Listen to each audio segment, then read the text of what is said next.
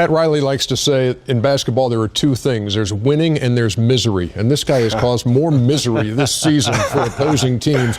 I think at last count you had, what, 47 game winners this year. It just seems that way. Yep. Is there anything in your mind that stands out when you see, the clips like that back to back to back to back? Which one stands out this year for you, Kobe? I think the first one against Miami. I mean, that's the only shot out of all the shots that I've made that I've never, ever practiced in my life. So it was just a pure lucky horse shot, and it just went in for me. Yeah, you said afterward that's probably the luckiest shot you've ever taken and made. But take me through the thought process when you're in that situation. Well, I mean, you're really just trying to read the defense and seeing what's going on, seeing what they're going to give you. And did you call bank? Actually, I can only bank it because D Wade's hand was sitting right there. So the only thing I could do is put it up high enough. Make sure you got it out. Right. I mean, that's the only thing I could do. But I was just trying to get space and go to the middle, and but I slipped a little bit, lost my footing, and the only thing I had was a one-legged runner. So when you get that ball in those positions, everybody in the arena believes you're going to score, and we know you can pass and set people up. But what's the first thing you think about? Do you first think, I'm going to score depending on how it goes? Then if it cuts off, then I'll pass it? Because, I mean, we know you can hit those shots. Or what's your thought process? I kind of already know how they're going to play me, generally. Just from playing against these teams with different coaches, I kind of know what they do in those situations and what they've been doing throughout the course of the game. So we try to put them in positions where they have to make decisions and make them pretty quickly. Mm-hmm. And, I mean, you know how it is when you're playing. You got a second to make a decision. Do I go? Do I not go?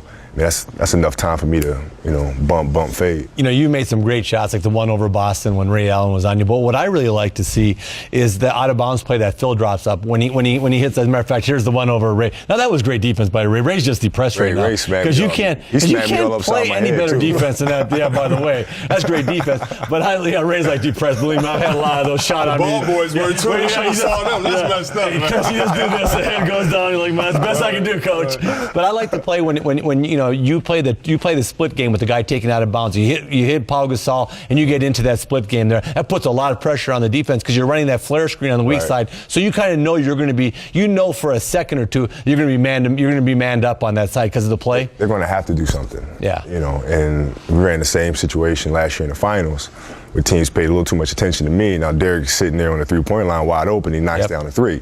To tie the game. So, these little games that we play and where teams have to make choices, and obviously when Powell has the ball, if his man takes his out for him, he can make a play. Right. So that's what we try to do. If Paul and Bynum aren't in the game, we saw you working with the Dream this summer. Are you going to pull some of that out in the post? I mean, we've seen you pull some of it out. I did a lot the first half of the season and kind of backed off of it a little bit, getting back to it a little bit now. So playoff time's coming up, start trying to dust it off. I hope the other teams watching, y'all hear that? Hit you with the up and under. Kobe, everybody in the building, from the popcorn vendors to the most rabid fans to the players on the other, everybody knows the ball's going to be in your hands.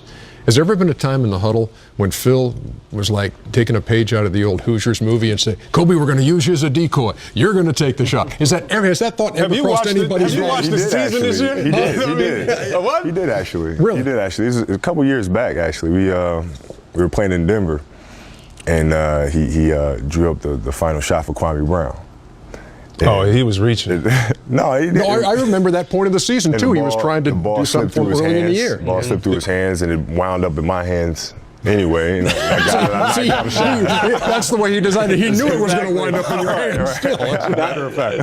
Kwame every once in a while had a tough time grabbing the ball, so you knew he was going to maybe slip out of his hand. You're waiting around for it. I just try to be around the ball, man. I just try to be around the ball for whatever happens,